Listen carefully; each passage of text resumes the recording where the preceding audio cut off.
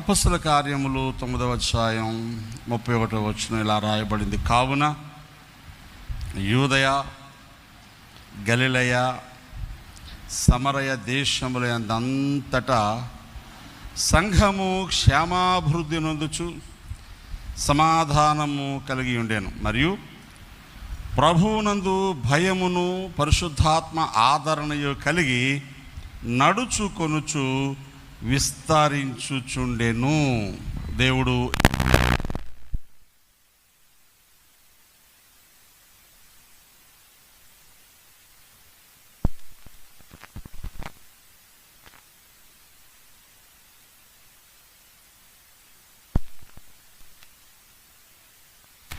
నాతోనే మాట్లాడండి, నా ఆశతో అడుగుదాం. పరిశుద్ధుడైన తండ్రి, నీ పాదములకు స్తుతి వందనాలు చెల్లిస్తున్నాం.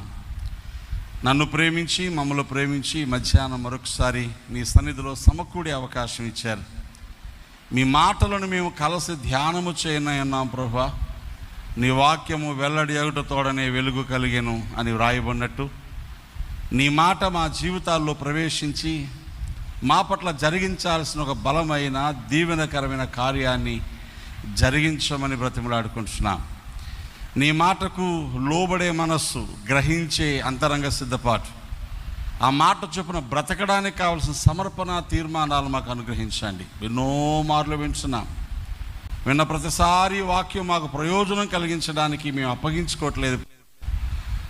ఈ దినమున మరొకసారి మీ దీవెన మాకు అనుగ్రహించమని మీ దాసులు బట్టి వాడిని ఎరిగి మీకు అప్పగించుకుంటూ ఉండగా మీ దాసుల నుంచి నీ బిడలతో మీ దాసులతో మీరే మాట్లాడమని యేసు పరిశుద్ధ నామమున ప్రార్థిస్తున్నాను తండ్రి. ఆమేన్, ఆమేన్. ప్రభునందు ప్రియులారా, సంఘములో ఇలాంటి కార్యక్రమాలు ఎందుకు పెడతారు అనేది ఒక ప్రశ్న. అసలు యేసుక్రీస్తు ప్రభుని రక్షకుడిగా అంగీకరించిన వాళ్ళకి నిత్య జీవం ఉంది.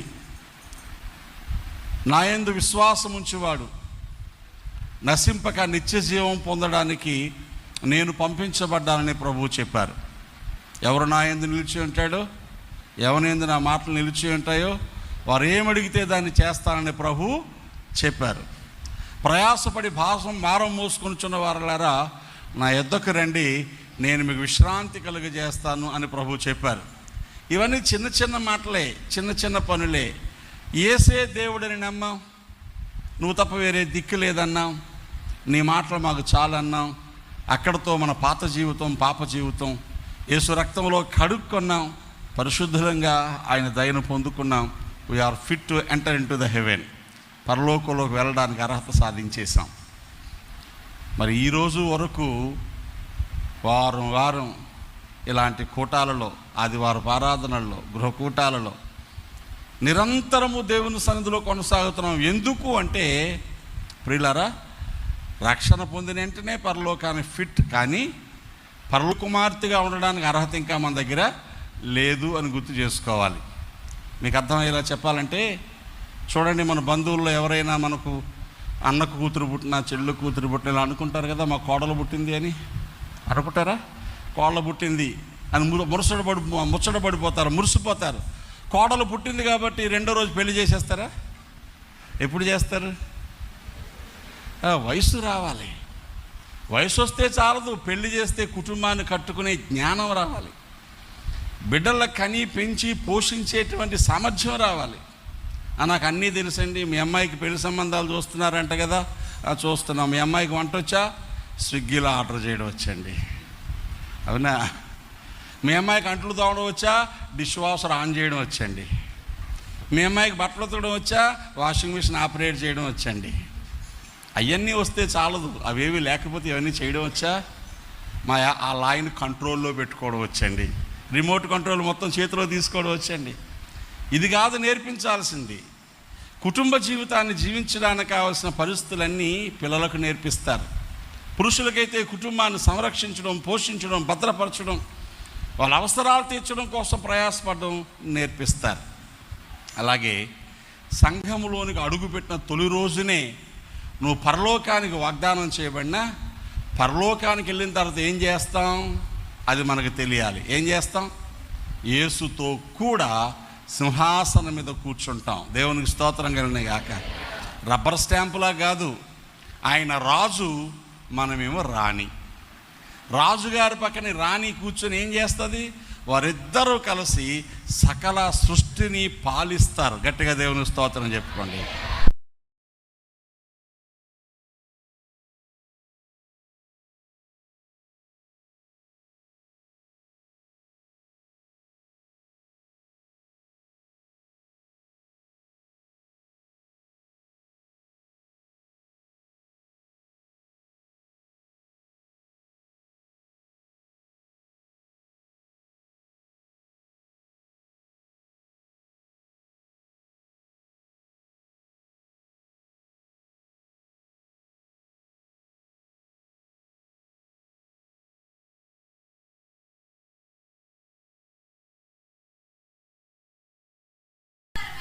సహించిన వారమైతే ఏలుదుము. దేవునికి స్తోత్రం.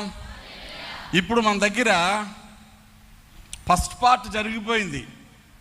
ఆయనతో కూడా చనిపోయిన వారమైతే ఆయనతో కూడా బ్రతుకుదాం. It is happen. యేసు సిలువలో మృతి పొందినని నమ్మాము, యేసు సమాధి చేయబడినని నమ్మాము. దానికి రుజువుగా మనం నీటి మూలమైన బాప్తిస్మాన్ని పొందాము. మనం పాత జీవితంలో చనిపోయాము, యేసుతో పాటు తిరిగి లేచినట్టు నీటిలో నుంచి క్రొత్త జీవితాన్ని జీవించడానికి లేచాం. అయితే ఇప్పుడు జరగాల్సింది ఏంటంటే మనం ఆయనతో కూడా ఏలే వారము కావాలి. దేవునికి స్తోత్రం. ఏలడం అంటే పరిపాలించడం. ఇప్పుడు ఆయనతో సహిస్తే ఆయనతో ఏలుతాం. సహించడం అనే మాటకు అర్థం భరించడం, ఓర్చుకోవడం, సిద్ధపడడం, పరీక్షించబడ్డం అనే మాటల్లో ఉంది. అందుకే భక్తి జీవితంలో సంవత్సరం అంతా చదివిన పిల్లలు సంవత్సరాఖరిని ఎలా పరీక్షలు రాస్తారో మనం చేస్తున్న భక్తి అంతా పరీక్షించబడి బహుమానం పొందితేనే సింహాసనం మీద కూర్చుంటాం. దేవునికి స్తోత్రం. ప్రకటన గ్రంథం 3వ అధ్యాయంలో ఈ మాటలు మనం చదువుతాం కదా. ప్రకటన గ్రంథం 3వ అధ్యాయంలో యేసయ్య ఓపెన్గా ఒక ఆఫర్ ఇచ్చాడు భక్త సమాజానికి.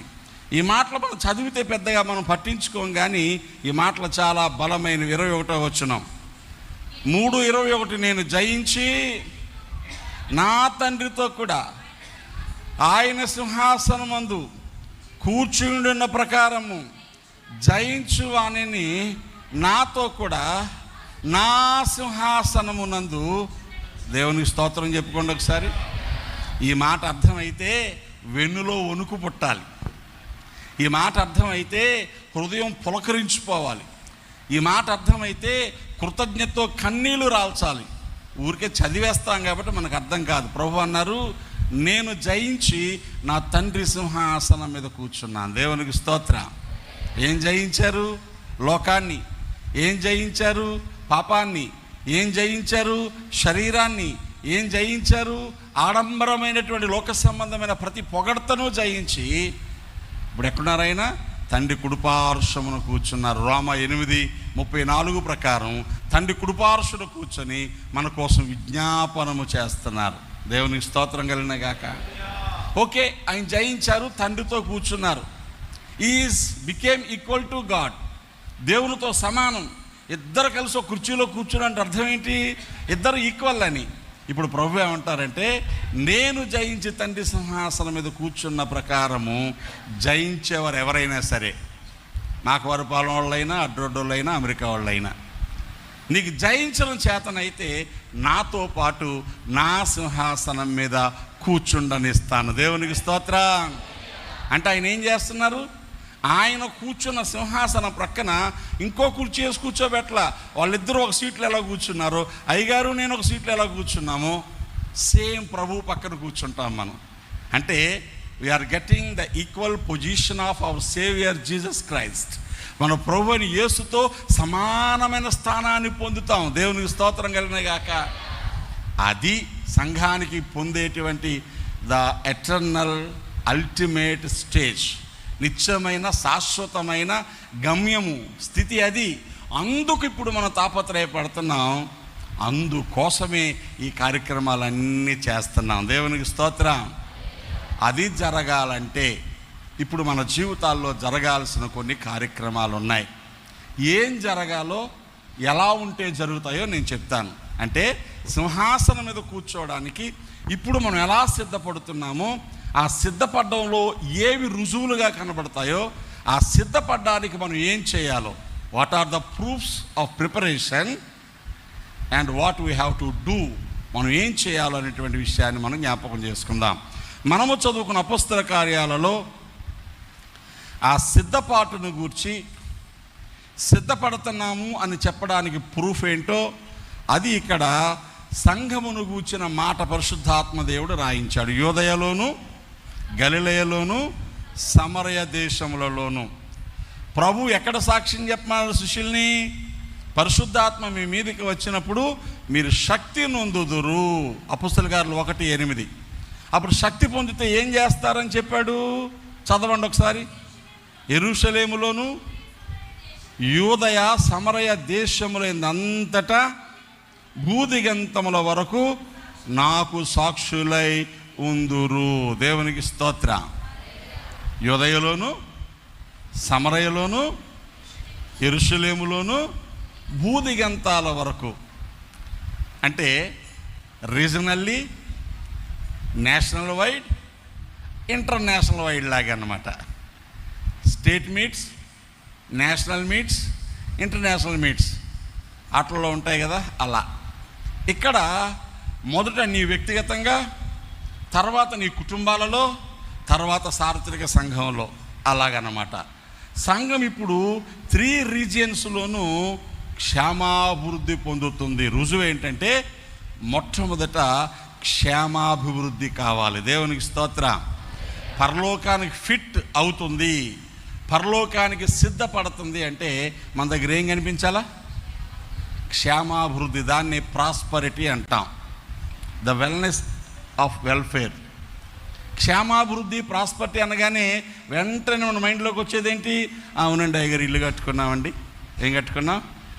తులం 1,30,000 అయిపోయినా కూడా ఈ సంవత్సరం మళ్ళీ 3 తులాలు బంగారం కొన్నామండి, బంగారం కొనుక్కున్నామండి. కొత్తగా బళ్ళు రేట్లు తగ్గిపోయాయి కదండి, పాత బండి మార్చేసి మళ్ళా కొత్త బండి కొనేసేయండి మా అబ్బాయి. ఇవేవి క్షేమాభివృద్ధికి రుజువులు కావు. నేను ఎప్పుడు చెప్పే మాట మరలా చెప్తున్నాను. ఏమండి ఇల్లు కట్టుకుంటే, బంగారం కొనుక్కుంటే, బళ్ళు కొనుక్కుంటే క్షేమాభివృద్ధి కాదా అంటే కాదండి. ఎందుకో చెప్పనా? దేవుడు లేడు అని నమ్మే నాస్తికులకు మనకంటే ఎక్కువే ఉంది.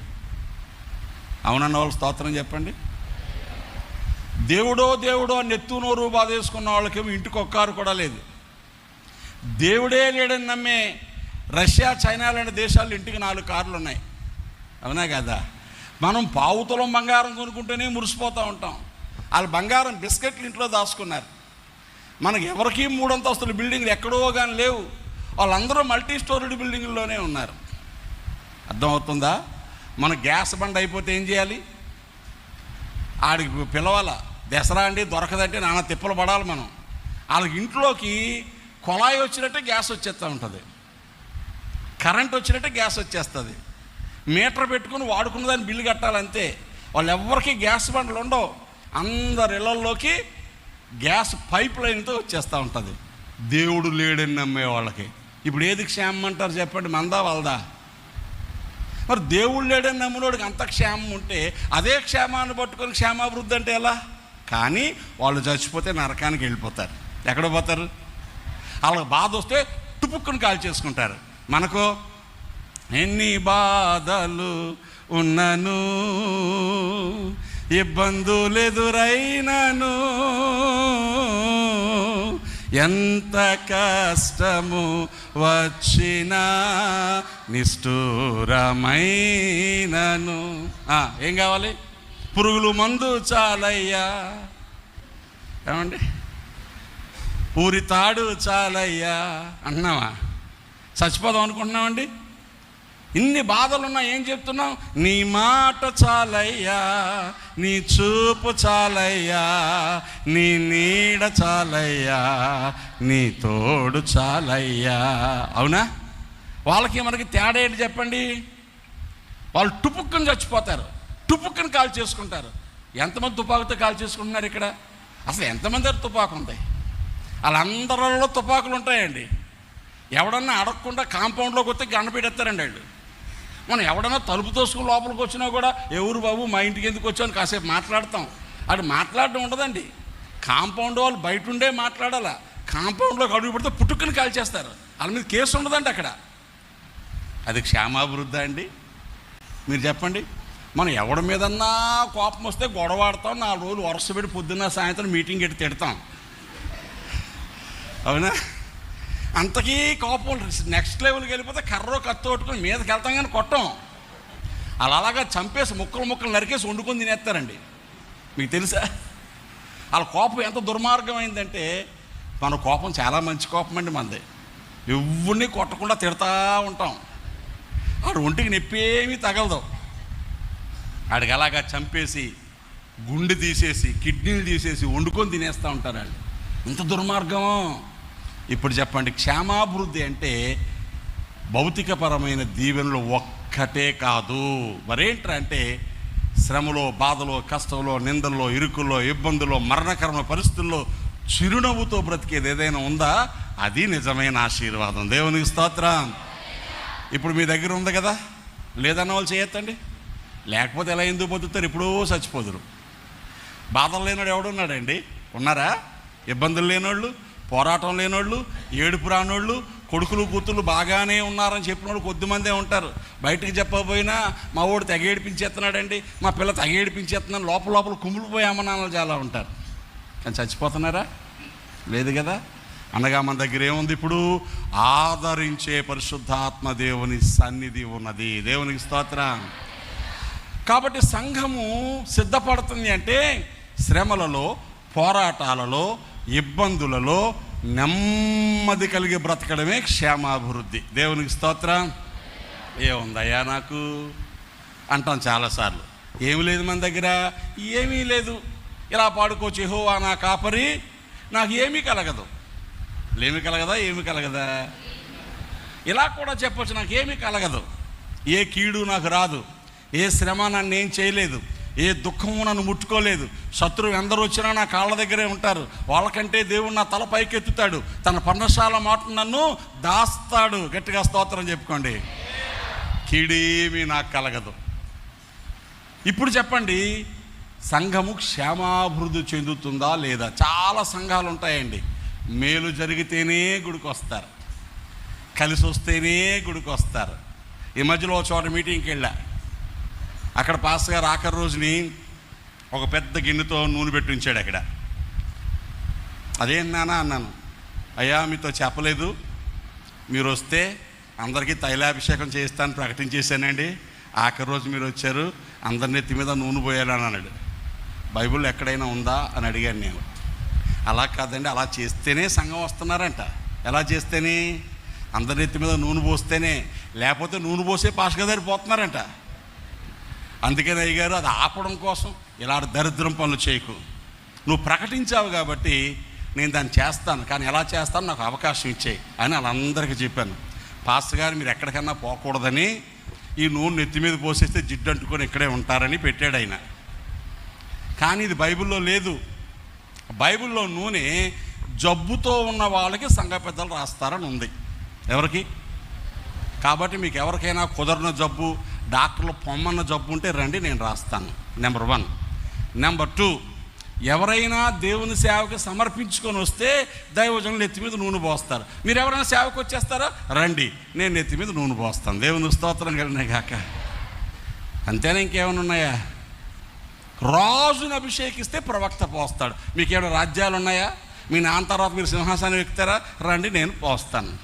ఇది కాక నూనె కోసం ఆశపడే బ్యాచ్, దొంగ బ్యాచ్ చేసేవాళ్ళు దొంగోళ్ళు. నేను మరి దొంగోడు కాదు, మీకు నచ్చితే రండి అంటే ఒక్కడు రాలేదు. దేవుని స్తోత్రం కలిగినాయి కాక. పాస్టర్ గారు అన్నారు, అన్నయ్య బతికించారు నన్ను. బతకడం కదా, పనికి మాల పనులు చేయకండి దేవుడును. బాధలున్నా కూడా ప్రభువును వెంబడించి నడిచేవారే క్షేమముతో ఉన్నవారి కింద లెక్క. దేవునికి స్తోత్రం. బాధలు ఊరికనే రావు, మనకి అవసరమును బట్టి వస్తాయి. దేవుని స్తోత్రం చెప్పండి. 2 మాటలు చూపిస్తాను చూడండి. క్షేమాభివృద్ధి ఉంటే ఇదిగో సిద్ధపడుతున్న సంఘం అని చెప్పాను కదా. ఆ క్షేమాభివృద్ధి ఎలాంటి కండిషన్లో భక్తులు కోరుకుంటారో యోహాను సువార్త 6వ అధ్యాయము ఓసారి శిష్యులు చాలామంది ప్రభువును వదిలేసి వెళ్ళిపోతూ ఉంటే, నా శరీరం తినండి, నా రక్తాన్ని త్రాగండి, మీ జీవితాన్ని మార్చుకోండి అన్నారని చాలామంది వెళ్ళిపోయారు. అప్పుడు ప్రభువు తనతో ఉన్న 12 మందిని పిలిచి ఇలా అడిగారు. 66వ వచనం చదవండి. యోహాను సువార్త 6:66. అప్పటి నుండి ఆయన శిష్యులు అనేకులు వెనక తీసి మరి ఎన్నడూ ఆయనను వెంబడించలేదు. కాబట్టి యేసు, ఒక్క నిమిషం ఆగండి, ఒక్క నిమిషం. ఎవరిని అడుగుతున్నారు? 12 మందిని. చాలామంది ఇది కఠినమైన మాట. ఆయన శరీరం తినడం ఏంటి, ఆయన రక్తం తాగడం ఏంటి, ఇంత ఖచ్చితంగా ఎవడు భక్తి చేస్తాడని వెళ్ళిపోతూ ఉంటే 12 మందిని పిలిచి అడిగాడు, మీరు కూడా వెళ్ళిపోవాలని ఉన్నారా అని 12 మందిని అడగగా, సీమోను పేతురు, ప్రభువా ఎవని యొద్దకు వెళ్ళుదము, నీవే నిత్య జీవపు మాటలు గలవాడు. గట్టిగా చప్పట్లు కొట్టండి. రైట్. ఏమని ఏమని ఏమని అడిగారు ప్రభు? ఏమయ్యా మీరు కూడా వెళ్ళిపోతారా అంటే సీమోన్ అన్నాడు, ప్రభువా ఎవరి దగ్గరికి వెళ్ళమంటావు నాయనా? వెండి బంగారాలు లేకపోవచ్చు, భోగభాగ్యాలు లేకపోవచ్చు, బాధలు ఉండొచ్చు, శ్రమ కలగవచ్చు, మనుషులు అర్థం చేసుకోకపోవచ్చు, నిందలు మా మీద పడవచ్చు, కానీ నిన్ను వదిలేసి ఎక్కడో పోవయ్యా, నువ్వు నిత్య జీవపు మాటలు గలవాడవు. దేవునికి స్తోత్రం కలిగిన గాక. హల్లెలూయా. మీరు చెప్పండి, యేసును వదిలేసి నేను వెళ్ళలేను. బాగా పాత పాట ఒకటి ఉంది, కష్టములైనను భరించగలను, నష్టములైనను సహించగలను, కష్టములైనను భరించగలను, నష్టములైనను సహించగలను, యేసురాజును నీ విడువలేను, ఒకవేళ విడచిన నే బ్రతుకలేను, యేసురాజును నీ విడువలేను, ఒకవేళ విడచిన నే బ్రతుకలేను, ఏసే జీవము, ఏసే మార్గము, ఏసే నా దైవము, ఏసే నా రాజు, నా నావికుడు, నా ప్రాణనాదుండు, నా ప్రాణనాదుండు. దేవునికి మహిమ. హల్లెలూయా. ఇది క్షేమాభివృద్ధి. ఎక్కడికి వెళ్ళమంటావయ్యా? నీకోసం కష్టమా రాని, పోరాటమా రాని, నిందలా రాని, చంపేస్తారా చంపేని, నిన్ను మాత్రం వదిలిపోలేనయ్యా అని ఎవరు చెబుతారో అలాంటి వారున్న సంఘము క్షేమాభివృద్ధి చెందుచున్నట్టు. దేవునికి స్తోత్రం. అంటే అంతేనా? కాదు కాదు. ఆ క్షేమాభివృద్ధి వెనకాల ఎన్ని దీవులు ఉన్నాయో చెప్తాను నేను తర్వాత. 1, క్షేమాభివృద్ధి పొందుచున్న సంఘము. దేవునికి స్తోత్రం కలిగిన గాక. అపొస్తలుల కార్యాలకు రండి. 9వ అధ్యాయము 31వ వచనంలో, ఆ యూదయ, సమరయ, గలిలయ దేశాల్లో సంఘము క్షేమాభివృద్ధి పొందుచు నెంబర్ 2 సమాధానము కలిగి ఉండేను. దేవునికి స్తోత్రం. క్షేమాభివృద్ధితో పాటు యేసు చాలనే మనసుతో పాటు సమాధానము కూడా ఉండాల. పీస్ ఉండాలండి. సింపుల్గా ఏముండాలా? ఏది? Fry piece? అది కాదు. ఫ్రై పీస్ బిర్యానీ కాదు. పీస్ అంటే సమాధానం, నెమ్మది ఉండాలండి. మన హృదయాల్లో ఏముండాలా? నెమ్మది ఉండాలా. కలవరం లేని పరిస్థితి ఉండాలి. విశ్వసించేవాడు కలవరపడాడు అని ఉందా లేదా? విశ్వసించేవాడు కలవరపడాడు. పర్వతములు తొలగిపోవచ్చు, మెట్టలు తత్తరిల్లవచ్చు, నా కృప నిన్ను వీడిపోదు. దేవునికి స్తోత్రం. అంతే. యెహోవా యందు నమ్మిక ఉంచువారు వండర్ఫుల్. వండర్ఫుల్ ఎక్కడుంది అది? 125వ కీర్తన. కథ చూడకండి అన్నీ చూస్తే తెల్లగా, ఇక బోల్ టైం ఉంది. యెహోవా యందు నమ్మిక ఉంచువారు కదలక నిత్యము నిలిచే సియోను కొండలా ఉంటారు. దేవునికి స్తోత్రం. ఎందుకు సియోను కొండ? ఈ సియోను కొండ మీదకి ఎక్కడో కురిసిన హెర్మోను కొండ మీద మంచు ఇక్కడికి వస్తుంది. దేవునికి స్తోత్రం కలిగిన గాక. సియోను కొండ ఎప్పుడు పచ్చగా ఉంటుంది. సియోను కొండ ఎప్పుడు వృక్షములతో మృగములతో గొప్ప సౌందర్యం కలిగి ఉంటుంది. సియోను కొండ మించి పారిన నీళ్లు యోర్దాను నదిలోకి వస్తాయి, పంటలన్నీ పండేస్తూ ఉంటాయి. అంటే ఇది పొందుకుంటూ ఉంటుంది, ఇది ఇచ్చేస్తూ ఉంటుంది. దేవుని స్తోత్రం కలిగిన గాక. మీరు చెప్పండి, ఇంతకంటే సమాధానం ఏముంది? నెమ్మది కలిగి ఉండాలి. గింజుకొని మనం ఏం చేయలేం కదా. మీలో ఎవడు చింతించి మీ ఎత్తు 3 ఎత్తు చేసుకొనగలడు అన్నాడు ప్రభు. మీరైతే ఏం చెప్తారు? నేనేమంటాను చెప్పనా, 3 కాదు ప్రభువా, గోరుడు కూడా చేసుకోలేను. దేవుని స్తోత్రం. పైగా చింతిస్తే ఎత్తు తగ్గిపోద్ది. తెలుసా మీకు? చింతిస్తే ఏమవుతుంది? అదేంటి? చింతిస్తే టెన్షన్ ఎక్కువైపోయి ప్రెషర్ పడిపోయి ఏం తింటున్నామో తెలియకుండా తినేసి ఇలా ఎదగాల్సింది పోయి ఇలాగ ఎదిగి ఈ బరువు అంతా ఎముకల మీద పడి ఆ ఎముకలన్నీ నెమ్మదిగా కిందకు వచ్చేసి, మీకు తెలుసా, ఇలా ఎదిగినోడు ఇలా ఎదగడం మొదలైతే ఎత్తు తగ్గిపోద్ది. అవునా కదా? ఇప్పుడు చింతిస్తే ఎత్తు పెరుగుతామా తగ్గుతామా? తగ్గుతామండి. నిలబడే వాళ్ళకి నిలబడలేరు, కూర్చుంటారు. ఎందుకంటే మోకాళ్ళ నొప్పులు వచ్చేస్తూ ఉంటాయి. ఈ బరువు మీద పడిపోయి మోకాళ్ళ మీద పడిపోయి ఇక నిలబడలేక కూర్చుంటూ ఉంటారు. మెడ మీద పడిపోయి మా స్పాండిలైటిస్ వచ్చేస్తూ ఉంటుంది. వెన్ను మీద పడిపోయి L2 అండి, L3 అండి, L4 అండి. అయ్యారు ఏమైంది? L3 కొట్టేసిందండి, L1 కొట్టేసిందండి, L4 కొట్టేసిందండి. అబ్బా, ఏది? దేనివల్ల? చింత వల్ల అండి. చింతిస్తే గ్యాస్ట్రిక్ ట్రబుల్ పెరిగిపోతే తెలుసా మీకు? భూమి మీద ఉన్న వాళ్ళలో 170 మంది గ్యాస్ట్రిక్ ట్రబుల్తో ఉన్నారు. గ్యాస్ట్రిక్ ట్రబుల్ ఉన్న వాళ్ళలో 70 మంది ఉంటే అందులో 10 మందో 14 మందో తిండి తేడా వల్ల గ్యాస్ట్రిక్ ట్రబుల్ వస్తుంది. మిగతా వాళ్ళందరికీ ఎందువల్ల వస్తుంది చెప్పనా? ఆలోచించేయడం వల్ల. చింతించి చింతించి చింతించి చింతించి నిద్రొట్టగా సెల్ ఫోన్ కొనుక్కొని చూసి చూసి చూసి రాత్రులు పగలు ఆ సెల్ ఒట్టుకొని ఏలు అరిగిపోతూ ఉంటుంది. ఇలా ఇలా ఇలా ఇలా ఇలా ఈ ఏలు అరిగిపోద్ది, టెన్షన్ వచ్చేస్తూ ఉంటుంది. మీకు ఎవరికైనా హెల్తీగా ఉండాలనుకున్నారా? వారం రోజులు సెల్ స్విచ్ ఆఫ్ చేసి పక్కన పడేయండి, మీ జబ్బుల్లో సగం పోతాయి. దేవుని స్తోత్రం చెప్పండి. ప్రశాంతంగా పడుకుంటారు కదా. పడుకుంటే ఎంత బాగుంటుందో మీకేం తెలుసు? నేను కంటి నిండా నిద్రపోయి కొన్ని నెలలు అయిందండి. 3 గంటలు కూడా నిద్ర ఉండట్లేదు. ఈ మధ్యలో బీపీ 200కి వెళ్ళిపోతే డాక్టర్ దగ్గరికి వెళ్తే అన్నాడు, మీకు మందులు పనిచేయట్లేదండి, మీరు శుభ్రంగా 10 రోజులు సెలవు పెట్టి పడుకోమన్నాడు. ఆ ఒక్కటి చెప్పొద్దండి నాకు. దేవుని స్తోత్రం కలిగిన కాక. ఈ బీపీ ఎక్కువైపోయి గుండె ఆగిపోయినా పర్లేదు, కానీ ఆగడం వల్ల మన వల్ల కావట్లేదు. ఇంట్లో కూర్చుంటే మెంటలు వచ్చేస్తుంది నాకు, నేను వెళ్ళాల్సిందే. ఏమనుకుందో బీపీ తగ్గిపోయింది. దేవుని స్తోత్రం కలిగిన కాక. కాబట్టి డానియల్ గారికి నిద్రపోయిన బీపీ తగ్గిపోయిందంటే మీకు తగ్గదు, అది నా లెక్క వేరు. దేవుని స్తోత్రం చెప్పండి. సమాధానము ఉంటే క్షేమాభివృద్ధి. 3వ మాట ఏంటో తెలుసా? ప్రభువునందు భయము ఉంటుంది. దేవుని స్తోత్రం చెప్పండి. ఈరోజు భయము లేని తరం ఉంది. నేను నిన్న ప్రయాణం చేస్తూ ఓ చోట 2 hours ఆగాల్సి వచ్చింది. పాస్టర్ లారెన్ లివింగ్స్టన్ అని అమెరికా దేశంలో గొప్ప సేవకుడు ఉన్నాడు. ఆయన వర్తమానం వింటున్నాను నేను. 5 నిమిషాలు వినగానే నా గుండె గచ్చ గచ్చ గజలాడిపోయింది. మొబైల్ కట్టేసి నేను మోకరించి ప్రార్థన చేసుకున్నాను. ప్రభువా, నిజమే, ఇంకా నేను వినే ఓపిక, వినే ధైర్యం లేదు నాకు. ఎందుకంటే ప్రస్తుతం లోకమంతా నోహు కాలంలాగే ఉంది.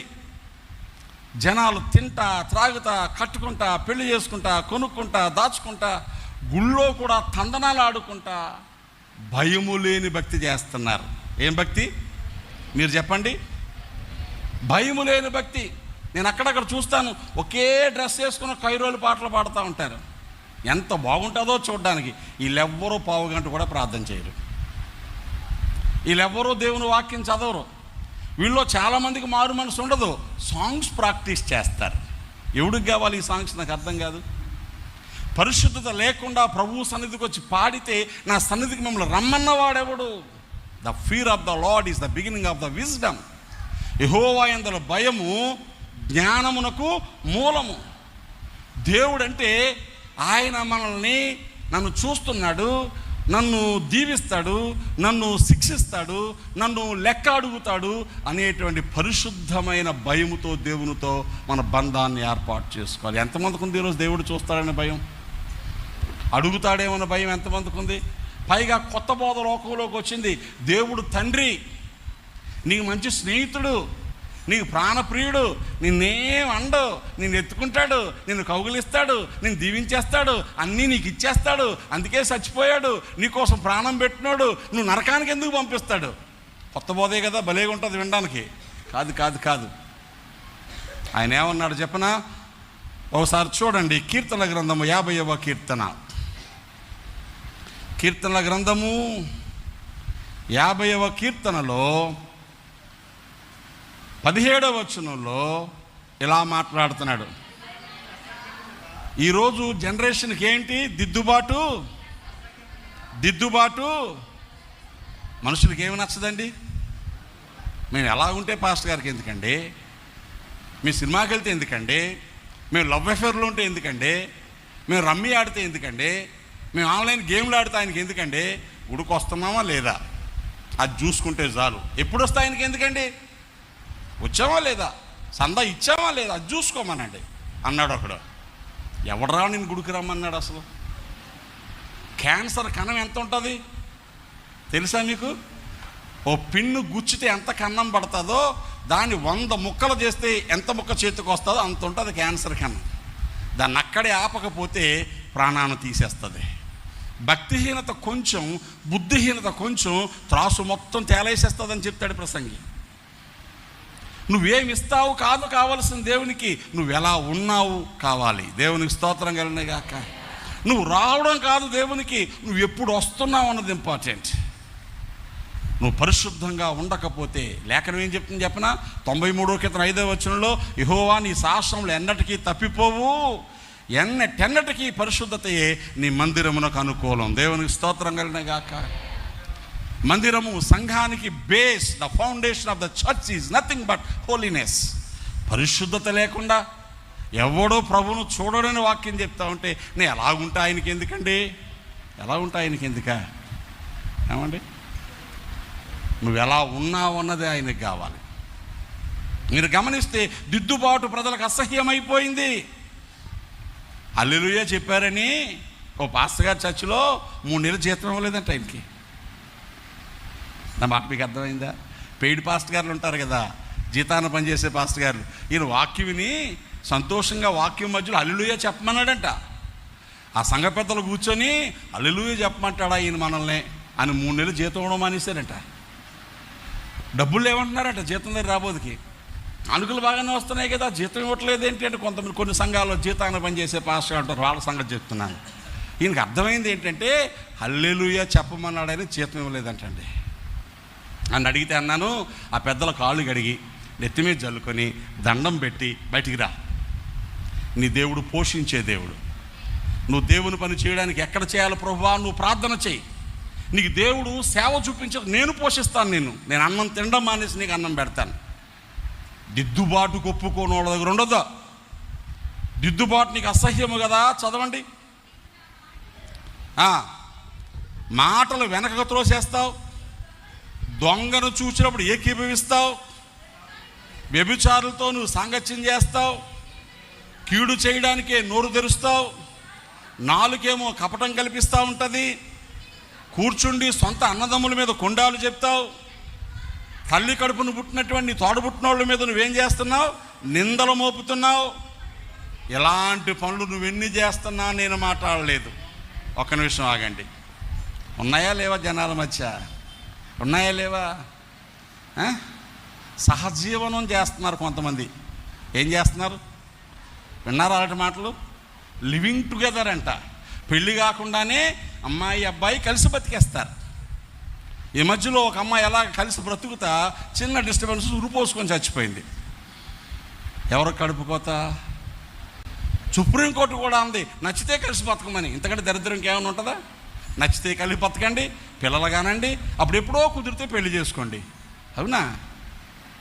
ఇల్లు కట్టేటప్పుడు ఏం చేయాలి? ముందు స్లాబ్ వేయాలి, తర్వాత గోడ కట్టాలి, అప్పుడు పునాది వేయాలి.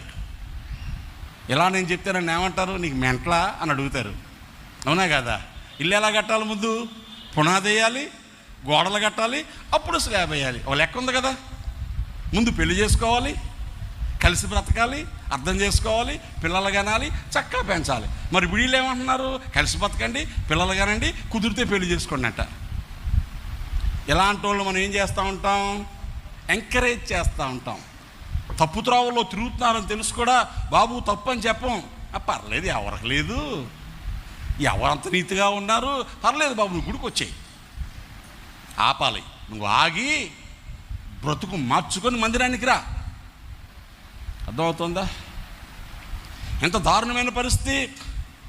నా సంఘంలో ఒక అబ్బాయి ఏదో ఫంక్షన్లో కొంచెం తాగాడని తెలిసింది నాకు. మంచి పాటలు పాడతాడు. ఆదివారం పాడడానికి వస్తే అందరం ముందు చెప్పాను, నాన్న వెళ్ళి కూర్చో, అలసిపోయినావు, నేను ఫంక్షన్కి వెళ్ళి బాగా ఫంక్షన్లో అలసిపోయి ఇప్పుడు పాటలు పాడలేవు, కూర్చో అని చెప్పాను. నాకు అర్థమైంది కదా నేనేం చెప్పాను.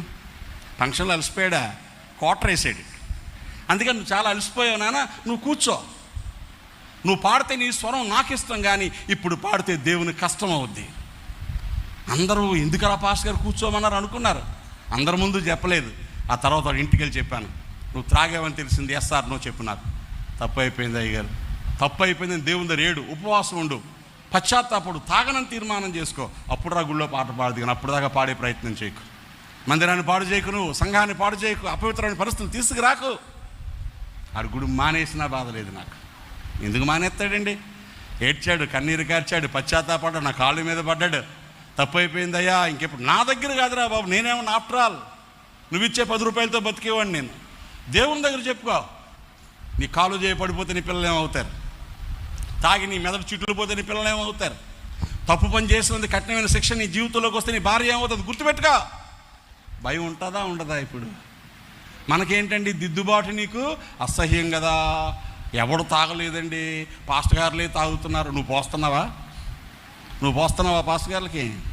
ఏమండి దిద్దుబాటు, మాటలు వెనక త్రోసేయడం, నాలుక నోరు తెరిసి అబద్ధాలు మాట్లాడడం, కుండాలు చెప్పడం. అర్థమవుతుందా? దొంగలతో ఏకీపించడం. దొంగలంటే ఏటీఎంలు లేకపోతే బ్యాంకులో కొట్టేవాళ్ళు కాదండి. దేవునికి ఇవ్వాల్సింది ఇవ్వకపోయినా ఎవరు? మీరు చెప్పండి, ఎవరు? 100 ఇవ్వాల్సిన చోట 99 రూపాయలు 99 పైసలు ఇచ్చి 1 పైసా ఇవ్వకపోయినాడు ఎవడు? దొంగే. అలాంటి దొంగలు ఏం చేయాలి మనం? అమ్మో బాబోయ్ నువ్వు దొంగోడు, నీ పక్కనుంటే నన్ను పోలీసులు పట్టుకుపోతారా లేదా? నువ్వు మారరా నాయన, నువ్వు మారితే నీకు నాకు ఫ్రెండ్షిప్ ఉంటుంది, లేకపోతే నీ దరిద్రం నాకు వచ్చేద్దని చెప్పు. గమనిస్తున్నారా ఏమైపోతుంది ఇప్పుడు? ఇన్ని పనులు చేసినా దేవుడు చూడలేదు కదా, ఆయన ప్రేమ గలవాడు కదా? కాదండి. ఆయన అంటాడు, ఇట్టి పనులు నువ్వు చేసినా నేను మౌనంగా ఉన్నాను, అందుకు నేను కూడా కేవలం నీ వంటి వాడిని అనుకుంటున్నావు. అయితే గుర్తుపెట్టుకో ఆ మాటతో, అయితే నీ కనులెదుట ఇవన్నీ వరసగా ఉంచి నిన్ను గద్దిస్తాను. దేవుని మనసువారులారా ఆలోచించుకోనండి. ఎందుకంటే నేను మిమ్మును చీల్చివేయదను, తప్పించువాడెవడో లేకపోవును. దేవునికి స్తోత్రం చెప్పండి. Our God is God of jealous, రోషము గల దేవుడు. Our God is ferocious God. ఎంత భయంకరుడైన దేవుడు అని బైబిల్ చెప్తుంది. ఆ ప్రేమలో, దేవుని ప్రేమలో దిద్దుబాటు ఉంది ప్రియులారా. అల్పత్వం, చులకన ఉండే పరిస్థితి, తేలిక చేసే పరిస్థితి కాదు. పాపిని క్షమించడానికి ప్రేమ చూపిస్తాడే కానీ పాపాన్ని ఖండించే విషయంలో దహించు అగ్ని అయి ఉన్నాడు. దేవునికి స్తోత్రం. ఇప్పుడు ఈ జనరేషన్ ఎలా ఉంది? దిద్దుబాటుకి ఇష్టపడదు. ఎలాగున్నా పర్లేదు, దేవునితో నడిచిపోదాం. అమెరికాలో ఒక శాసనం చేసుకున్నారంట ట్రంప్ వచ్చాక, ఏ గుళ్ళో ఆరాధన 20 నిమిషాలు దాటి చేయకూడదు. ఆరాధన టైం ఎంత? అమెరికాలో మేజర్ చర్చ్ అన్నింటిలో రూల్ వచ్చింది, ఆరాధన 20 నిమిషాలే చర్చిలో ఉండాలా, అంతకంటే ఎక్కువసేపు ఉండకూడదు. 20 నిమిషాల ఆరాధన ఏంటండి? మనం పాటలు పాడితేనే 20 నిమిషాలు, 30 నిమిషాలు, అరగంట, గంట పాడేస్తూ ఉంటాం. అంటే దేవునికి ఇచ్చే టైం ఏమైపోయింది? మరి దేనికి టైం ఇస్తున్నారు? ఎవరికి? మధ్యలో కిర్క్ అనేటువంటి దైవజన్ని చంపేశారు కదా, న్యూస్లో మీరు చూశారు. ఎందుకు చంపేశారు?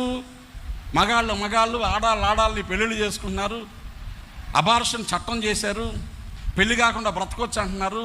ఇలాంటివన్నీ తప్పు, మన దేశం నాశనం అయిపోతుంది, దేవునికి దూరంగా వెళ్ళిపోతుందని పబ్లిక్ డిబేట్ చేస్తున్నాడు. నచ్చక చంపేశారు. అంటే తప్పు తప్పు అని చెప్తే ఏం చేస్తున్నారు? ఇప్పుడు చెప్పండి, ఆ దైవజనుడి మాటలు వింటా ఉన్న భయం వేసిపోయింది. అమ్మ నాయనో, మా సంఘాలు, మా ప్రజలు, మా దేశం, మా జీవితాలు అలాగే ఉన్నాయి. ఈరోజు భక్తి ఉంది కానీ భయం లేదు. కానీ సంఘ క్షేమాభివృద్ధి అంటే ఏంటి చెప్పండి? ఇప్పుడు ఏంటి? దేవుని భయము ఉండాలి. దేవునికి స్తోత్రం. ఎవరి భయం ఉండాలి? 3 విషయాలు చెప్పాను. ఒకటి, క్షేమాభివృద్ధి ఉండాలి. బాధల్లో, ఇబ్బందుల్లో, కష్టాల్లో, శ్రమల్లో నువ్వు తప్ప నాకు వేరొక దేవుడు లేడు అనుకోవడమే క్షేమం. రెండవది, సమాధానం ఉండాలి. ఎలాంటి పరిస్థితులైనా చెక్కు చెదరని నిబ్బరము గల హృదయం మన బ్రతుకులో ఉండాలి. 3, దేవుని భయం ఉండాలి. ఎవరు భయం? మనుషులకి భయపడం, దేవునికి భయపడం. ఇంకెవరికి భయపడతాను? చావుకు భయపడతాడు ఎప్పుడైనా. అర్థమవుతుందా? మనుషులకి దేవునికి భయపడకపోతే ఎన్ని మార్లు గద్దించినను లోబడన్నవాడు మరి తిరుగు లేకుండా, ఎలాగా మరి తిరుగు లేకుండా, వితౌట్ నో డౌట్ హఠాత్తుగా నాశనం అవుతాడు. హఠాత్తుగా చచ్చిపోయిన కోసం ఏం చెప్తాం మనం? ఎంత మంచి సాగు వచ్చిందో, ఎవరినే బాధ పెట్టకుండా, ఇసక్కుండా కసక్కుండా వెళ్ళొస్తానమ్మా అని చెప్పటే వెళ్ళిపోయాడు. మనసులో పెట్టుకోండి, ఎంత దుర్మార్గుడైతే అలాగే వెళ్ళిపోతాడు. దేవుడు చూసి చూసి చూసి వీడు దుర్మార్గాన్ని భరించలేక తీసుకుపోయి ఉంటాడు. దైవజనులు అయితే చచ్చిపోతామన్న సంగతి తెలుస్తుంది. బాబు నేను బయటకు వెళ్తున్నాను కానీ మళ్ళీ రానిక, నా కోసం కంగారు పడద్దని చెప్తాం. ఎందుకు? ఎప్పుడైనా చావడానికి సిద్ధంగా ఉన్నాం కాబట్టి. బ్రతికేస్తాను, వచ్చే సంవత్సరం అది చేస్తాను, వచ్చే సంవత్సరం ఇది చేస్తాను అనుకుని ప్లాన్లు వేసుకొని సాయంకాలం చచ్చిపోయాడు అనుకోండి, అది దుర్మార్గమైన చావు. తిరుగు లేకుండా పోతారు. భయం ఉండాలా వద్దా? ఎవరికి భయపడదాం? దేవునికి భయపడదాం. ఇప్పుడు 4వ మాట ఏంటో చెప్పనా? దేవుని భయము, ఆ తర్వాత పరిశుద్ధాత్మ ఆదరణ. దేవునికి స్తోత్రం. కథ మొత్తం మార్చగలవు. పాట వచ్చిందా లేదా? మీరు పాడుతూ ఉంటారు, నాకు తెలుసు. ఎక్కడ చూసినా పాడేస్తున్నారు. ఈ మధ్యలో నేను కొత్త పాట పాడుతున్నాను. నా కథ ఏమీ మార్చలేవు నువ్వు. అవునా? కథ మొత్తం మార్చేస్తాడా? ఎవరి కథ మార్చేస్తాడు? మీరు చెప్పండి. పౌలు కథ మార్చాడా? పౌలు అన్నాడు, నాయనా నాయనా నాయనా ఈ వ్యాధి నేను భరించలేకపోతున్నాను, దయచేసి తీసే అని 3 సార్లు ప్రార్థన చేస్తే ఏమన్నాడు? నా కృప నీకు చాలు, అది అలా ఉన్నాయి అన్నాడు. మార్చాడా? మాట్లాడండి. మార్చలేదు కదా. ఎలీషా గొప్ప సేవ చేశాడు, 16 అద్భుతాలు చేశాడు ఎలీషా. ఎలీషాకు మరణకరమైన రోగం వచ్చింది. అంటే అర్థం ఏంటి? చావు తప్ప రోగానికి మందు లేదు. ఎలీషా అలాగే చచ్చిపోయాడు. ఎలీషా కథ మార్చాడా? అది కొంతమందికే పరిమితం అండి. అందరూ దొట్టుకొని నా కథ మొత్తం మార్చేస్తావు, ఎలాగో నా కథ మార్చేస్తావు అని పాడుతున్నారు. పాడుకోండి, తప్పు కాదు. పాడుకున్నవాడికే పరిమితం.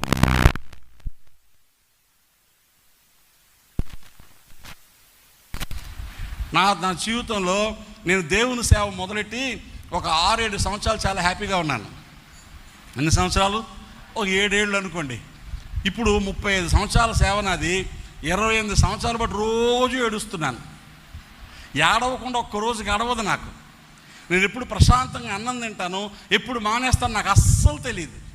సాయంకాలం బాగా తిందాం అనుకొని కూర్చుంటాను. అమ్మగారు పాస్టర్ గారు ఇంట్లో ఉన్నారు కదా, ఏం వండమంటారంటే ఒక పెద్ద లిస్ట్ చెప్తాను నేను.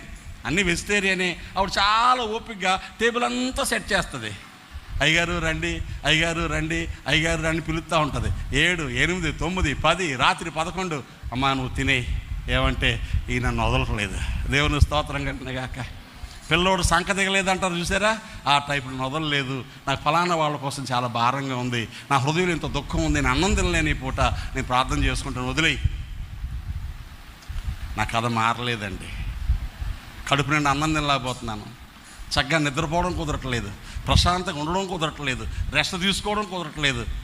ఏంటయ్యా, కొన్నిసార్లు ప్రభువుని అడిగా, నేనే దొరికానా నీకు? నాకంటే తేరగా నీకు ఎవరు దొరకలేదా? నన్ను ఇంత బాధ పెట్టడం అవసరమా అని అడిగితే ప్రభువు చెప్పారు, మా పాస్టర్ గారిలాగా నాకు కనబడి, నేను ఎంత ప్రేమిస్తున్నాను రా నిన్ను. అవునన్నయ్య ప్రేమిస్తున్నారంటే, మరి అదేంట్రా నన్ను బాధ పెడతావంటున్నావు? నాకు గుర్తొచ్చింది, ఎవరితోనా నీ మాట? నేను నన్ను ప్రేమించి నేను నీ దగ్గర ఉండాలని, నీ భారాన్ని పంచుకోవాలని చూస్తున్నావు. ఈ కథ మారదు ఇంకా. దేవుని స్తోత్రం కలిగినాయి కాక. హల్లెలూయా. మోసే ఎద్దునే 4 దెబ్బలు కొట్టేస్తారంట, కాసే చెట్టుకే రాళ్ళు ఇసిరేస్తారంట. ఇవన్నీ మనకు తెలుసా? మారిస్తే మంచిదే కదా. ఇప్పుడు చెప్పండి, నా కథ మార్చకపోయినా నువ్వే నా దేవుడు. దేవునికి స్తోత్రం. మరి కథ మార్చకుండా వదిలేస్తాడా? పరిశుద్ధాత్మ దేవుని ఆదరణ దొరుకుతూ ఉంటుంది ప్రియులారా. కన్నీళ్లు కారుస్తూనే ఆనందపడతాం, గడగడ వణుకుచూ సంతోషిస్తాం. 2వ కీర్తనలో ఉంది, గడగడ వణుకుచూ వణికితే సంతోషం నాకు అర్థం కాదు.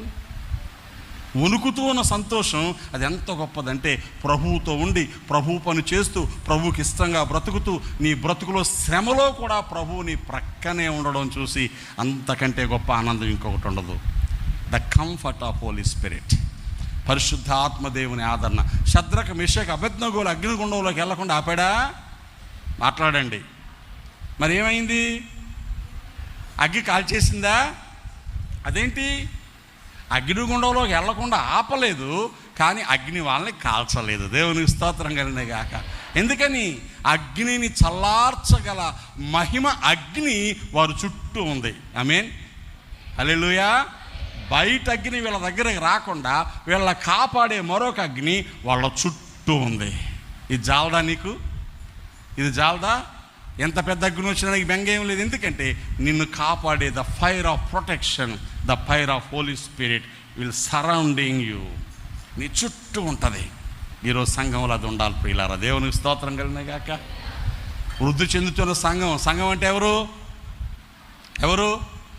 గట్టిగా చెప్పండి. సంఘం అంటే ఎవరు? నేనే. రక్షణ పొందిన నువ్వే సంఘం. ఇప్పుడు నీ దగ్గర 4 లక్షణాలు ఉంటేనే నువ్వు సింహాసనం మీద కూర్చునే సంఘం. దేవునికి స్తోత్రం. సింహాసనం మీద కూర్చునే సంఘానికి 4 లక్షణాలు ఉండాలి. లేకపోతే నువ్వు డ్వాక్రా సంఘం. ఏ సంఘం? నువ్వు కూరగాయల సంఘం, నువ్వు తాపీ పని వాళ్ళ సంఘం, నువ్వు ఆటో రిక్షా సంఘం, నువ్వు లారీ ఓనర్ సంఘం, నువ్వు కార్మిక సంఘం, నువ్వు పాస్టర్ల సంఘం. ఈ సంఘాలు పరలోకానికి వెళ్తాయా? వెళ్ళవు. మరి ఎవరు వెళ్తారు? యేసు సంఘం మాత్రమే పరలోకానికి వెళ్తుంది. ఆ సంఘానికి నెంబర్ 1 క్షేమాభివృద్ధి పొందాలి, నెంబర్ 2 సమాధానం ఉండాలి, నెంబర్ 3 దేవుని భయం ఉండాలి, నెంబర్ 4 పరిశుద్ధాత్మ ఆదరణ ఉండాలి. దేవునికి స్తోత్రం, హల్లెలూయా. ఇవి ఉండాలంటే నీకు 4 అర్థం కావాలి. ఏముండాలో చెప్పాను కదా, అవి ఎలా వస్తాయో కూడా చెప్పేస్తాను గబగబా. 4 విషయాల మీద నీ అవగాహన కలిగితే, if at all having the right understanding about these 4 things, ఈ 4 విషయాల మీద నీ గ్రహింపు పెరిగితే నీకు వద్దన్నా దేవుని సన్నిధిలో నిలవబడే స్థితి నీకు వచ్చేస్తా. దేవునికి స్తోత్రం కలిగిన గాక. కొలస్సీ పత్రిక 2వ అధ్యాయం 2వ వచనం చదవండి. కొలస్సీ పత్రిక. భక్త పౌలు కొలస్సీ సంఘం కోసం, లవదీక సంఘం కోసం, ఆయన ముఖము చూడని వారందరి కోసం నేను ఎంతగా పోరాడుతున్నానో మీరు తెలుసుకోవాలి అన్నాడు. కొలస్సీ సంఘం, లవదీక సంఘం ప్రక్కన పెట్టేస్తే ఆయన ముఖం చూడని సంఘం మనమే. పౌలు గారి ముఖం ఎంతమంది చూశారు? నా మాటలు అర్థమవుతున్నాయా? బ్రదర్స్ చెప్పండి, అర్థమవుతున్నాయా? పౌలు గారి ముఖం ఎంతమంది చూశారు? మన చర్చిలో పౌలు గారు కాదు, బైబిల్లో పౌలు గారి ముఖం ఎంతమంది చూశారు? నువ్వు చూసావమ్మా? నేను చూడలేదు, నువ్వు ఎక్కడ చూస్తావు? ఆయన ముఖము చూడని మన కోసం ఆయన ప్రార్థన చేశాడు. ఇప్పుడు స్తోత్రం చెప్పుకోండి, హల్లెలూయా. దానియేలు గారు నా కోసం ప్రార్థన చేశారు. దానియేలు ఎవరు? పౌలు గారే నా కోసం ప్రార్థన చేస్తే, హల్లెలూయా. పౌలు గారు నా కోసం ప్రార్థన చేశారు. పౌలు గారు నీ కోసం ప్రార్థన చేశారు. ఏమని ప్రార్థన చేశారు? చదవండి. నెంబర్ 1 ప్రేమలో అతకబడాలి, నెంబర్ 2 సంపూర్ణమైన గ్రహింపు ఉండాలి, నెంబర్ 3 ఆ గ్రహింపు వల్ల సకలైశ్వర్యము కలవారు కావాలి. దేవునికి స్తోత్రం. నెంబర్ 4 దేవుని మర్మమైన క్రీస్తును స్పష్టంగా తెలుసుకోవాలి. నెంబర్ 5 హృదయాలలో ఆదరణ రావాలి. ఈ మాటలన్నీ మనం సింప్లిఫై చేస్తే ఇందాక కనబడ్డ అభివృద్ధి, ఐశ్వర్యం, ఆదరణ ఇవన్నీ ఒక్క చిన్న మాటలో దాచబడ్డాయి. రైట్ అండర్స్టాండింగ్, సంపూర్ణ గ్రహింపు కలిగి ఉంటే సకలైశ్వర్యం వచ్చేస్తుంది. దేవుని స్తోత్రం చెప్పండి, హల్లెలూయా. దేన్ని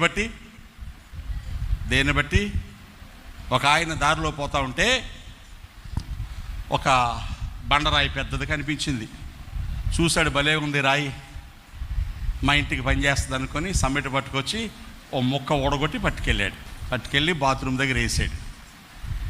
కాళ్ళు రుద్దుకోవడానికి, చేపలు రుద్దుకోవడానికి, బట్టలు ఉతుక్కోవడానికి వాడుకున్నాడు ఆ రాయిని.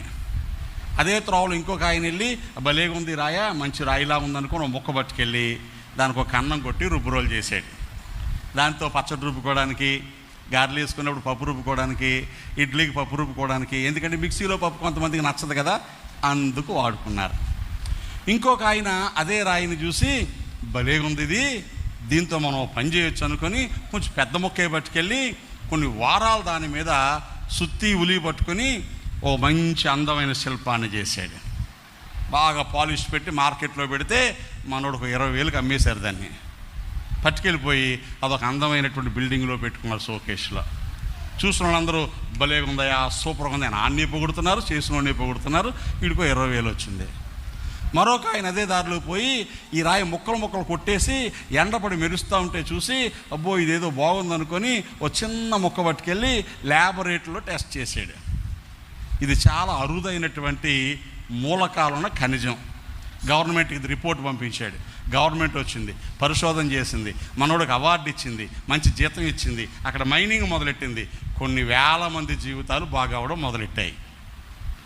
ఎంతమంది వచ్చారు? 4. దేన్ని చూశారు? ఒకే రాయిని. వాళ్ళు ఎలా బెనిఫిట్ పొందారు? ఒకడేమో చేపలు రుద్దుకుంటున్నాడు, వాడి గ్రహింపు ఎంత? ఇది బాత్రూమ్ దగ్గర వేసుకునే రాయి అనుకున్నాడు, అంతే. చేపలు రుద్దుకుంటున్నాడు, బట్టలు రుద్దుకుంటున్నాడు, కాళ్ళు బాగుంటున్నాడు, అంతే. ఇంకొకడు దాన్ని ఎలా చూశాడు? రుబ్బురోళ్ళలా చూశాడు. ఏం చేస్తున్నాడు? రోజు గారెలు వండుకుంటామా? ఎప్పుడో పండక్కి పబ్బానికి గారెలు వండుతున్నాడు, దాని మీద పక్షులు కూర్చున్నాయి, కోళ్ళు కూర్చున్నాయి, కడుక్కుంటున్నాడు, తడుచుకుంటాడు, దాచుకున్నాడు, అంతే. ఇంకొకడు కొంచెం బెటర్గా ఆలోచించి శిల్పాన్ని చేశాడు, వాడికి మంచి పేరు వచ్చింది, కొనుక్కున్నవాడికి విలువ వచ్చింది. ద రైట్ అండర్స్టాండింగ్ ఏంటి? ఇది కాళ్ళు కడుక్కునే రాయి కాదు, పప్పు రుబ్బుకునే రాయి కాదు, బొమ్మ చేసుకునే రాయి కాదు, ప్రజల జీవితాలను మార్చేసే అంతట సంపద కలిగిన ఖనిజం ఉన్న రాయి. దేవునికి స్తోత్రం చెప్పండి. మన యేసయ్య ఎవరు? పరిశోధించబడిన రాయి, అమూల్యమైన రాయి, తలరాయి, మూలరాయి, పునాది రాయి, అవునా కదా? మరి నువ్వెలాగా రాయి ఇచ్చుకొని కుంకుడికాయలు చదువుకొచ్చుకో? ఏం చేయాలండి? కష్టం వచ్చినప్పుడు, బాధ వచ్చినప్పుడు, లేదా జీడిపిక్కలు దొరుకుతాయి కదా, కాల్చుకొని చదువుకొట్టుకో, అంతేనా? ఆ రాయి నువ్వు ఎలా అర్థం చేసుకుంటే అలా నీ జీవితం మారిపోద్ది. దేవుని స్తోత్రం కలిగిన గాక. నువ్వెంత గొప్ప దేవుడవో, నువ్వేమి చేయగలవో, నీ మహత్తు ఏమిటో, నీ పరిశుద్ధ జీవితంలో మేము ఉంటే కలిగే ఆ గొప్ప భాగ్యం ఏమిటో అర్థమైన రోజున నువ్వు సామాన్యుడు కాదు. దేవుని స్తోత్రం. ఇప్పుడు the right understanding gives the riches. సరైన గ్రహింపు నీకు సకలైశ్వర్యాన్ని కలగజేస్తుంది. ఆమేన్. సంఘము సింహాసనము వెళ్ళడానికి 4 లక్షణాలు కలిగి ఉండాలని చెప్పాను కదా. ఆ 4 లక్షణాల ఐశ్వర్యం కలిగి ఉండడానికి 4 విషయాలు నీకు అర్థం కావాలి. ఆమేన్. ఏ గ్రహింపు కావాలి? Number 1, what is the purpose of your election? మొదటి మాట పర్పస్. దేవుడు నిన్ను పట్టుకున్న ఉద్దేశం ఏంటి? దేవునికి స్తోత్రం చెప్పండి. నువ్వు దేవుళ్ళలోకి ఎందుకు వచ్చావు? అది నీ కరెక్ట్గా అర్థమైన రోజున నువ్వు దీవించబడతావు. ఎందుకు వచ్చావు? కడుపు నొప్పి తగ్గాలని వచ్చానని అడిగారు. మరి తగ్గిపోయింది పో అయితే, అన్నా మా అబ్బాయికి పెళ్ళి అయితే సారని వచ్చాను. పెళ్ళి అయిపోయింది కదా, వెళ్ళిపో, మరి ఇంకెందుకు? కారణాలు ఏవై వచ్చినా అసలు కారణం ఏంటి?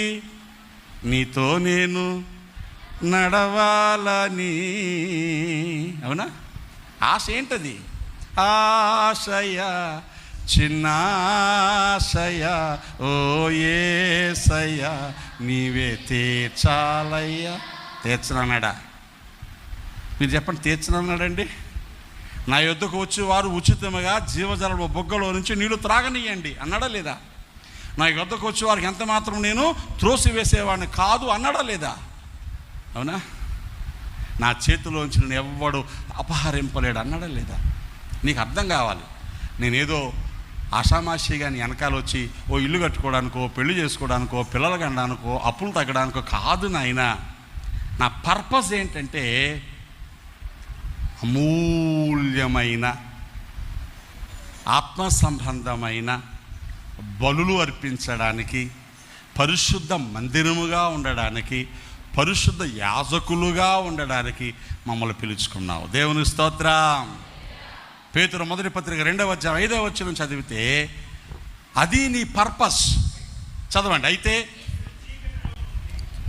నాయన 5వ వచనం, యేసుక్రీస్తు ద్వారా దేవునికి అనుకూలములకు ఆత్మ సంబంధములైన బలులు అర్పించుటకు పరిశుద్ధ యాజకులుగా ఉండునట్లు మీరును సజీవమైన రాళ్ల వలె ఉండి ఆత్మ సంబంధమైన మందిరముగా కట్టబడుచున్నారు. గట్టిగా స్తోత్రం చెప్పండి. నేనెందుకని నీ సొత్తుగా మారితిని పాడుకున్నప్పుడల్లా మనసులో తెచ్చుకోండి. ఇదిగో నేను ఆత్మ సంబంధమైన మందిరంగా ఉండడానికి, ఆమేన్.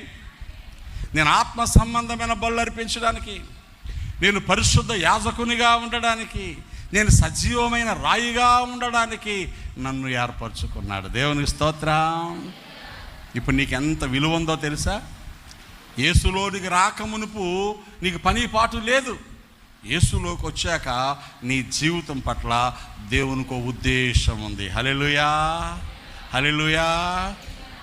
5వ అధ్యాయం 9-10 వచనాలు ప్రకటన గ్రంథం 5వ అధ్యాయం 9-10 వచనాలు చదివితే the very purpose of your election. చదవండి.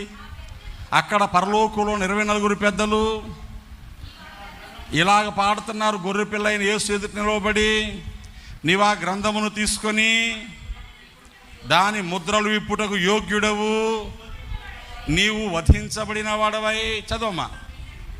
నీ రక్తం ఇచ్చి ప్రతి వంశములోను, భాషలో మాట్లాడే వారిలోను, ప్రజలోను, జనములోను దేవుని కొరకు యాజకులుగా ఉండినట్లు, రాజులుగా ఉండినట్లు ఏం చేస్తున్నావు? వారు నువ్వు చేసావు గనుక వారు భూలోకమందు ఏలుదురు. గట్టిగా దేవుని స్తోత్రం చెప్పండి.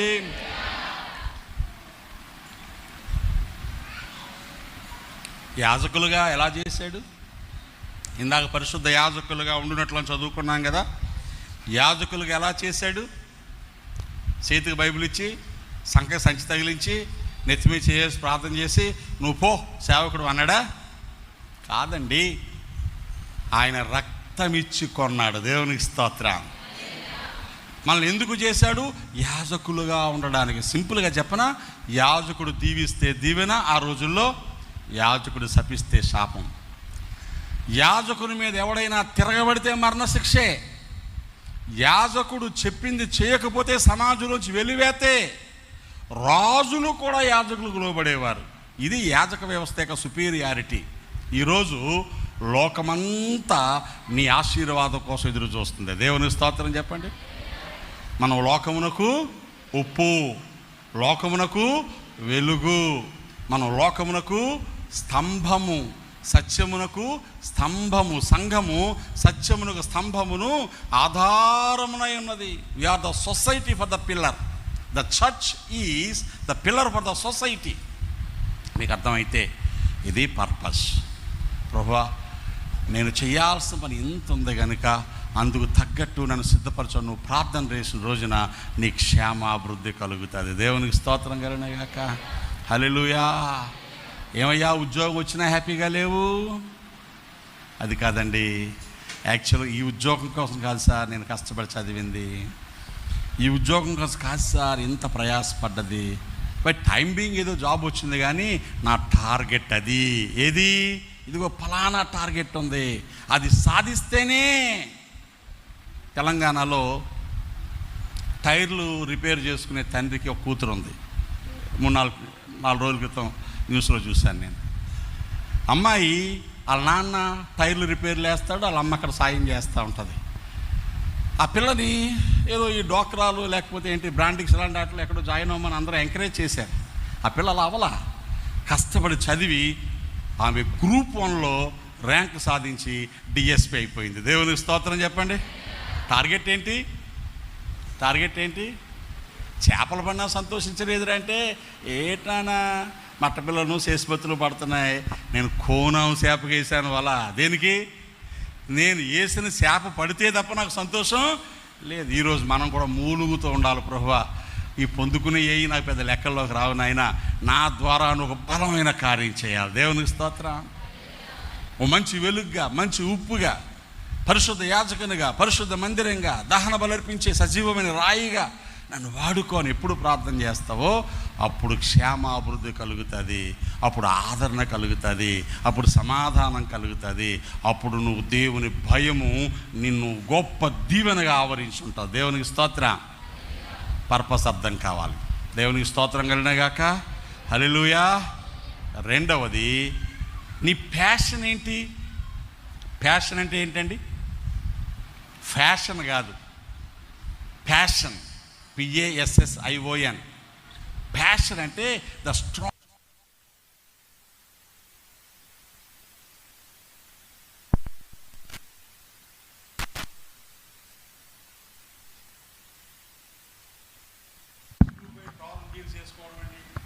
స్లీవ్లెస్ వేసుకోవడం అండి, అవునా, చెవికో రింగెట్టుకోవడం అండి.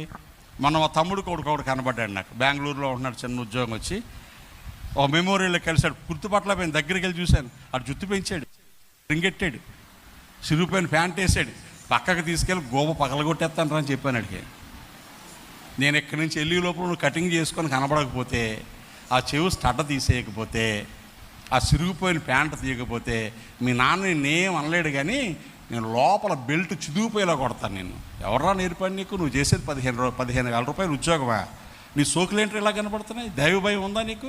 మీ నాన్న ఇవాళ ఎప్పుడు గుళ్ళు చెబుతూ చచ్చిపోతాడు, కుటుంబాన్ని నువ్వే కదా పోషించాలా. ఆడికి పావుగంట చెప్తే అక్కడే మోకరించి ఏడ్చి, పెదనాన్న క్షమించండి ఇవన్నీ మార్చుకుంటాను అన్నాడు. దేవుని స్తోత్రం కలిగిన కాక. ఎందుకు చెప్తున్నాను ఈ మాట? జనాలు దేని వెనకాల పడ్డారు? ఫ్యాషన్. తడి తక్కువ, తమాషా ఎక్కువనా? మన జనాలకి ఏం తక్కువ? బూర్లు ఉంటారు అనుకోండి, పెనం నిండా నూనె పోస్తారు, ఆ బూరు అందులో వేసినా సీ అంటారు కానీ సౌండ్ పెద్దగా రాదు. తాలింపు పెట్టడానికి ఒక అరచెంచా నూనె వేస్తారు, దాంట్లో కరివేపాకు కానీ ఊరంతా పటపడపడపడ సౌండ్ వచ్చేస్తూ ఉంటుంది. ఎంత సౌండ్ ఎందుకు చేస్తున్నారంటే దీని తడి తక్కువ. అర్థమవుతుందా? ఏవీ లే నాకంటే ఎగిరెగిరి పడుతుందంట. అన్నీ నాకు ఈ ఎగిరెగిరి పడే ఆకులు చాలా ఉన్నాయి గుళ్ళల్లో. దాన్ని కంట్రోల్ చేద్దాం. ప్యాషన్ కావాలి నీకు, ఫ్యాషన్ కాదు. What is your passion? నీ స్ట్రాంగ్ డిజైర్ ఏంటి? నువ్వే రీతిగా ఉండాలనుకుంటున్నావు? ఒక్కటే ప్యాషన్ కావాలి, నా దేవుని చేత పట్టబడి ఆయన చేతిలో నేను రాజకీయ మకుటముగా ఉండాలి. దేవుని స్తోత్రం. ఆయన బలిష్టమైన చేతి క్రింద నేను దీన మనసుకున్న ఉండాల. తగిన సమయం వస్తుంది, ఆయన హెచ్చిస్తాడు, అప్పుడు దాకా వినయంతో ఉండాల. ఆయన పాదముల మీద కూర్చోవాల. దాసి కన్నులు యజమానురాల చేతుల వైపు, దాసుల కన్నులు యజమానుల చేతుల వైపు చూస్తున్నట్టు యెహోవా నీవు మమ్మల్ని కరుణించే వరకు మా కన్నులు నిన్నే చూడాల. దేవునికి స్తోత్రం. నీ వాటిలో నీవు పొందుకోవాలి మేము, నీ చేతిలో నీవు తీసుకోవాలి మేము, నీ పాదాల చెంతే గడపాలి మేము. అబ్రహాం ప్యాషన్ చెప్తాను మీకు.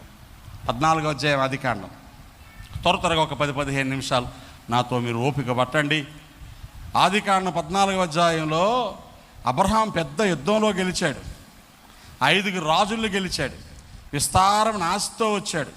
సొదొమ రాజు అన్నాడు, అబ్రహామా ఇదిగో ఆస్తంతా నువ్వు తీసేసుకో, నేను ఓడిపోయాను, నువ్వు గెలిచావు, మా వాళ్ళందరినీ వెనక్కి తీసుకొచ్చావు, నన్ను ఓడించిపోయిన రాజులు నువ్వు గెలిచి వచ్చావు కాబట్టి ఆస్తంతా నువ్వు తీసేసుకో, నా పిల్లల్ని భార్యని నాకు ఇచ్చేయంటే అబ్రహాం ఏమన్నా 22వ వచనం, నేనే అబ్రాహామును ధనవంతునిగా చేసితినని నీవు చెప్పకుండానట్లు నీ వాటిలో ఒక నూలు పోగైనను చెప్పుల వారైనను నీ వాటిలో ఏదైనా తీసుకొనని ఆకాశముకు భూమికి సృష్టికర్తయ్యను సర్వోన్నతుడైన దేవుడైన యెహోవా ఎదుట దేవునికి స్తోత్రం చెప్పండి.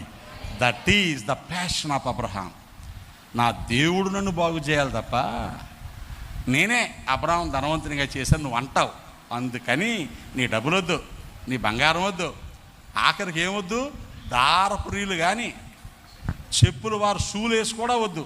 అంత లీస్ట్ ఆఫ్ ద పొసెషన్స్, ఆస్తులు అత్యంత చులకనైంది కూడా నాకు వద్దు. నన్ను దీవించాలంటే ఎవరు దీవించాలా? నా దేవుడే దీవించాలి. That is should be our passion. నా దేవుడు దీవించాలి, నా దేవుని కోసం బ్రతకాల, నా దేవుని కనికరం మేము పొందాలి. దేవుని స్తోత్రం కలిగిన గాక. హల్లెలూయా. దేవుడు చేస్తాడా చేయడా? ఎవరైతే తన మీద ఆనుకుంటారో, ఎవరైతే ఆయన కోసం ఎదురు చూస్తారో, యెహోవా కొరకు ఎదురు చూసేవారు ఏ బలం? అప్పుడు వారు రెక్కలు చాపి పక్షిరాజుల్లాగా పక్కకి ఎగిరిపోదురని ఉందా? పక్కకి కాదండి, పైకి పైకి పైకి పైకి ఎగిరిపోతారు. ఆ గ్రద్ద దగ్గర మనిషి ఇంత ఎత్తు కనబడతాడు. తల ఎత్తు ఎగరగానే మనిషి సమానం అయిపోతాడు. కొంచెం ఎదరగానే మనిషి ఇంత కనబడతాడు. ఆ పెద్ద ఇల్లు ఇలా కనబడుతుంది. ఆ గ్రద్ద పైకి ఎగరగానే ఇల్లు ఎంత కనబడుతుంది, చెట్టు ఎంత కనబడుతుంది, మనిషి ఎంత కనబడతాడు. పైకి ఎగిరే కొలది ఒకప్పుడు నీకు గొప్పగా కనిపించేవని ఎలా కనిపిస్తాయి? ఇప్పుడు చీప్గా కనిపిస్తాయి. మరి ఏది గొప్పగా కనిపిస్తుంది? ఎగురుతున్న ఆ ఎత్తులో వెండి మబ్బులు, బంగారు కిరణాలు, ప్రకాశవంతమైన సూర్యకాంతి, దైవ ప్రసన్నత చాలా గొప్పగా కనిపిస్తూ ఉంటుంది. దేవుని స్తోత్ర. ఆయన ఇచ్చే మహిమ ఎదుట ఇప్పటి కాలపు శ్రమలు అన్నయ్య దాన్ని కదపకరా. ఇప్పటి మహిమ ఎదుట మీరు చెప్పండి, పొందబో మహిమ ఎదుట ఇప్పటి శ్రమలు ఎన్నదగినవి కావు. That should be our passion. ప్రభువుని ప్రియమైన వారులారా, నేను మూడో మాట చెప్తున్నాను, పొజిషన్ అర్థం కావాలి. దేవుని స్తోత్రం చెప్పండి. The position in the church that you are having. సంఘములో నీ స్థానం అర్థం కావాలి. దేవుని స్తోత్రం కలిగిన గాక. మనలో ప్రతి ఒక్కరిని ఎక్కడ పెట్టాడు? గట్టిగా చెప్పండి, ఎక్కడ పెట్టాడు? సంఘంలో పెట్టాడు. సంఘం అనే క్రీస్తు శరీరంలో మనం అందరం అవయవాలం. కొందరు చెయ్యి, కొందరు కన్ను, కొందరు కాలు, కొందరు తల వెంట్రుకలు, కొందరు కాలిగోళ్ళు, కొందరు బయటికి కనబడిన కిడ్నీ, గుండె, బ్రెయిను, ఊపిరితిత్తులు, బ్లడ్, వెయిన్స్ ఉన్నాయా లేవా? మాట్లాడండి. బ్రెయిన్ కనబడుతుందా? నీ బ్రెయిన్ కనబడుతుందా? అయితే నీకు బ్రెయిన్ లేదు. నా గుండె మీకు కనబడుతుందా? నాకు గుండె లేదు. లేకపోతే 4 స్టంట్లు ఎందుకు ఉంటాయి అందులో? దేవుని స్తోత్రం. కనబడినంత మాత్రం లేనట్టు కాదు. సంఘంలో అందరూ కూడా వారి వారి స్థానములో దేవుడు పెట్టాడు. దేవునికి స్తోత్రం కలిగిన గాక.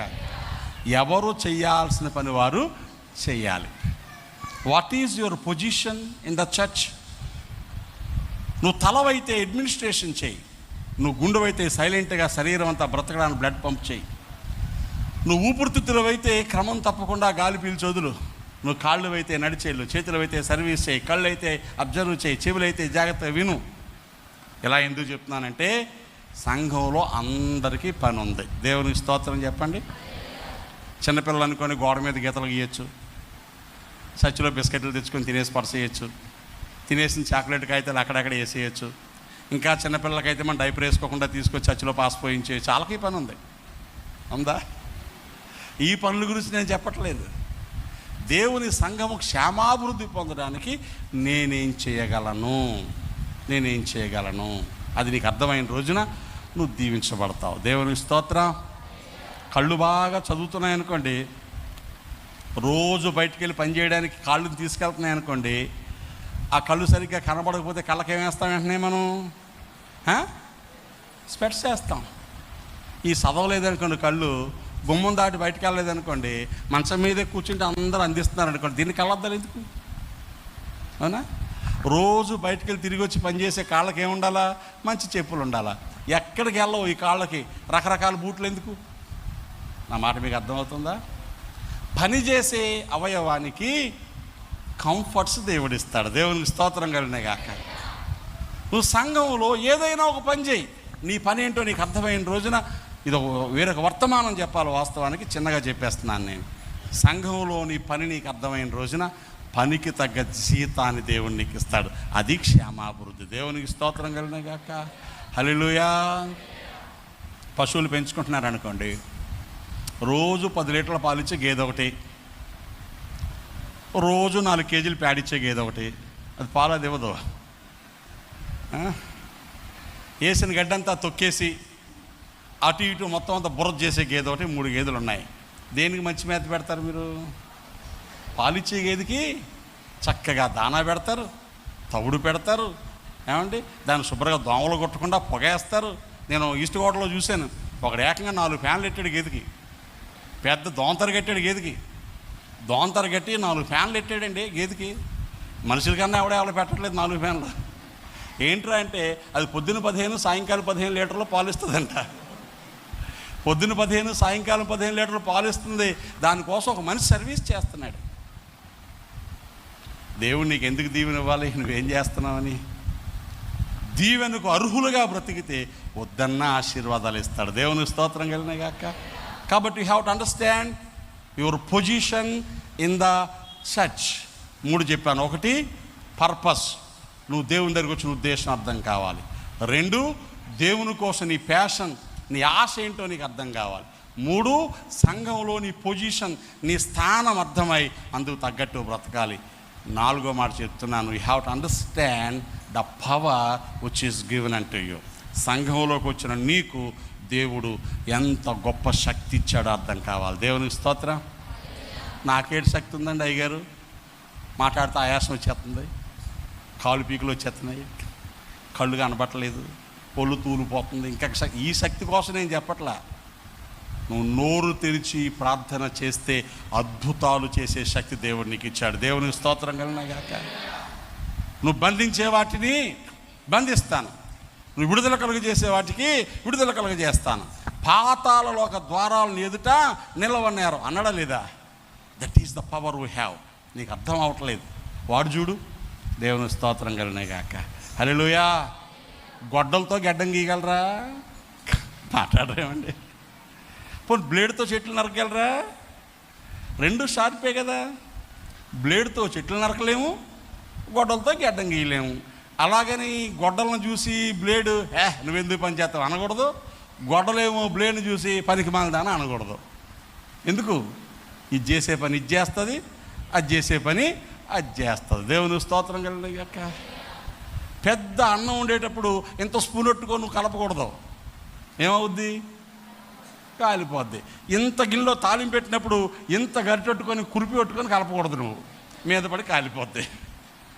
2 గరిటలే, కానీ దేన్ని ఎక్కడ వాడాలో అక్కడ వాడాలి. 2 ఆయుధాలే, దేన్ని ఎక్కడ వాడాలో అక్కడ వాడాలి. Each and every weapon, each and every article has its own power. దేవుని స్తోత్రం చెప్పండి. నాకు పెద్ద ప్రార్థన వచ్చు, నేను పెద్ద పెద్ద గుమ్మాలు చదువుకొడతాను. నీకు చిన్న ప్రార్థన వచ్చు, చిన్న చిన్న మెట్లు ఎక్కుంటూ వెళ్ళిపోతావు. నీ ప్రార్థన నేను చేయలేను, నా ప్రార్థన నువ్వు చేయలేవు. మనందరికీ దేవుని స్తోత్రం చెప్పండి. మనకు తగిన శక్తిని దేవుడు ఇచ్చాడు. నాకేం లేదు, నాకేం లేదు, నాకేం లేదు కూర్చోక. వాళ్ళకున్నంత నాకుంటే ఎంత. కొంతమంది చూసారా, వాళ్ళ కంచంలో పెట్టిన చూడరు, పక్క వాళ్ళ కంచంగా చూస్తూ ఉంటారు. ఆల్రెడీ నీకు కూడా ఉంది కంచంలో. ఆడికి 2 గుడ్లు వేసావు, అమ్మ ఆడికి 2 గుడ్లు వేసావు. ఎవడికి? నీకు 3 ఉన్నాయి ఇక్కడ. చిన్నోడో గుడ్డు ఎక్కువ వేసింది నీకు. వీడు ఎంతసేపు ఆడుగుడ్ల కోసం చూస్తూ ఉంటాడు. నీకు పెట్టింది నువ్వు తిను ముందు. చాలాసార్లు మనకు ఉన్నదాన్ని వాడం, పక్క వాళ్ళకి చూస్తాం. నీకేమి ఇచ్చాడో అది నువ్వు వాడితే, if at all you use your power that has given unto you in the church, then you will be prosper. నీకు ఇవ్వబడిన శక్తిని వాడు చూడు, నీ ఇంకా అధికమైన శక్తి ఇస్తాడు. దేవుని స్తోత్రం కలిగినగాక. నువ్వు ఇచ్చింది అయిపోయింది అని అడుగు, నువ్వు ఇచ్చింది అయిపోయింది అని అడుగు. తలాంతులు ఉన్నాయి. ఒకడికి ఎన్ని ఇచ్చాడు? 5. ఇంకొకటికి ఎన్ని ఇచ్చాడు? 2. ఇంకొకటికి ఎన్ని ఇచ్చాడు? 3కి సమానం ఇవ్వాలి కదండి. దేవుడికి న్యాయం ఉందా? పోనాడికి 5, వీడికి 4, వీడికి 3 అని ఇవ్వాలి కదా. 5 ఇచ్చి వెంటనే 2కి వచ్చేసాడు ఏంటి? మీరు ఎప్పుడు ఆలోచించారా? దేవుడికి ఏం తెలుసు? వాడి కెపాసిటీ తెలుసు. ఆడు 5కి 5 కాదు 10 ఇచ్చినా వాడతాడు. ఈ 2 దాటి ఇంకోసి ఇస్తే కంగారు పడిపోతాడు, వణుకొచ్చేది వీడికి. ఆడికి 2. వీడు ఏమీ చేయడని తెలుసు, కానీ ఇవ్వకపోతే ఫీల్ అవుతాడు. 1 ఇచ్చాడు, అప్పటికి అర్థం కప్పెట్టేశాడు. అర్థమవుతుందా? నీకేమిచ్చాడో అది నీ కెపాసిటీ. దేవుని స్తోత్రం కలిగినగాక. ఏమిచ్చాడో అది నీ కెపాసిటీ. నీకు ఎంత ప్రార్థన ఇచ్చాడో, ఎంత భారం ఇచ్చాడో, ఎన్ని కన్నీళ్ళు ఇచ్చాడో. దేవునికి స్తోత్రం కలిగిన గాక. నేను మొన్న ప్రార్థన చేశాను, నాయనా నాకు ఇన్ని సమస్యలు ఇచ్చి ఇన్ని కన్నీళ్ళు ఇచ్చావేంటి? ఇంకొంచెం ఎక్కువ కన్నీళ్ళు ఉంటే నేను ఇంకొంచెం ఏడ్చేవాడిని కదా. ఏడవడానికి కన్నీళ్ళు కూడా రావట్లేదని ప్రార్థన చేశాను మొన్న ఒకసారి. నేను ఆయనకు తెలుసు అంతకంటే ఎక్కువ ఏడిస్తే మళ్ళీ గుండెపోటు వచ్చేద్దని. దేవుని స్తోత్రం కలిగిన గాక. నేను బ్రతికుండాలి కాబట్టి ఎన్ని ఇవ్వాలి అన్నీ ఇచ్చాడు.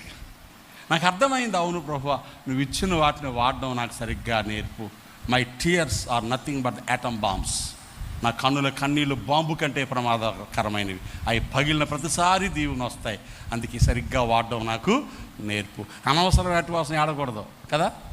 గౌను కొనలేదని, దసరా బిర్యానీ వండలేదని, తీర్థాన్ని తీసుకెళ్ళలేదని ఆడకూడదు.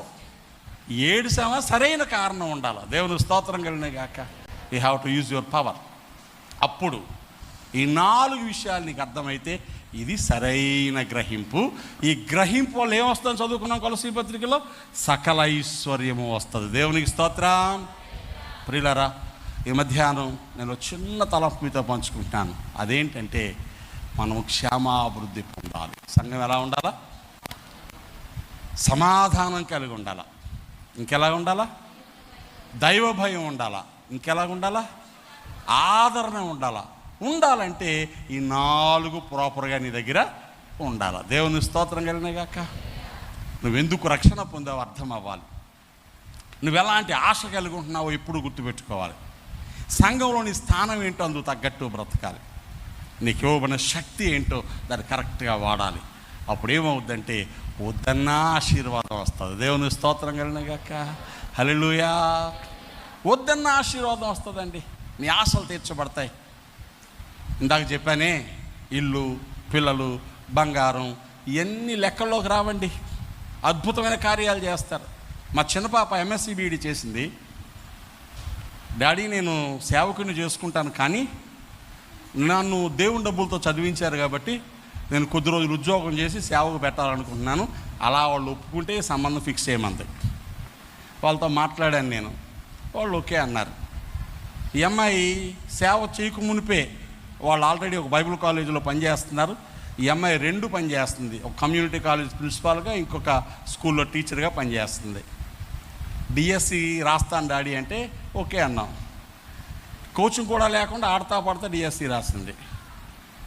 క్రిస్టియన్ సర్టిఫికేట్ ఈ అమ్మాయిది, రిజర్వేషన్ లేదు. విచిత్రం ఏంటి చెప్పనా, విశాఖ ఉమ్మడి జిల్లాలో ఒకటే పోస్ట్ ఉంటే ఆ ఒక్క పోస్ట్ ఈ అమ్మాయికి వచ్చింది. దేవుని స్తోత్రం కలిగిన గాక. మొన్నే అమరావతిలో అపాయింట్మెంట్ ఆర్డర్ తీసుకుంది. అందరూ నాతో అన్నారు, ఈ అమ్మాయి DSCకి వెళ్ళింది అనగానే ర్యాంక్ ఎంత వచ్చింది, ర్యాంక్ ఎంత వచ్చింది, ర్యాంక్ ఎంత వచ్చింది. ఏదో చెప్తే మీరు చాలా పొరపాటు చేశారు పాస్ గారు. పిల్లలకి క్రిస్టియన్ సర్టిఫికేట్ పెట్టకూడదండి. ఏం పెట్టకూడదు? మీరు పిల్లలందరూ క్రిస్టియన్ మార్చేశారండి. ఆ లైఫ్ పాడు చేశారన్నారు కొంతమంది.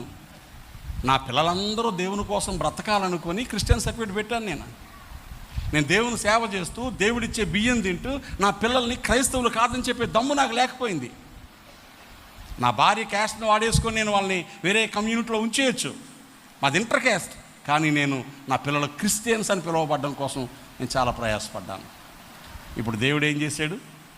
వాళ్ళు భక్తిగా బ్రతుకుతున్న కారణం చేత, దేవునికి ఇష్టంగా బ్రతుకుతున్న కారణం చేత ఏమీ ఆశపడక్కర్లేకుండానే ప్రభువు సందులో కొనసాగుతూ ఉండగా ఆశించిన దాన్ని దేవుడు నెరవేర్చాడు. దేవుని స్తోత్రం కలిగిన గాక. నేను చెప్పాను, చిన్ని ఉద్యోగం వచ్చింది కదా డబ్బులు దాచుకోకండి. జీతము దేవుందే, ఆ తర్వాత జీవితము దేవుందే. తక్కువ తినండి, సేవలో ఖర్చు పెట్టి సేవకులు పోషించండి. ఓ రోజు దేవుడు పిలుస్తాడు, నువ్వు కూడా రిజైన్ చేసి వచ్చే సేవకి. ఎందుకే మాట చెప్తున్నాను చెప్పనా? ఆశీర్వాదాలు నీ వెనకాల పరిగెత్తుకుంటూ రావాలి. దేవునికి స్తోత్రం. నా బ్రతుకు దినములన్నీ కృపాక్షేమం వెంటే నేను పరుగులు ఎత్తుదును అనుందా? ఎవరు వెంట? అందరూ వెంటనా? కాదండి.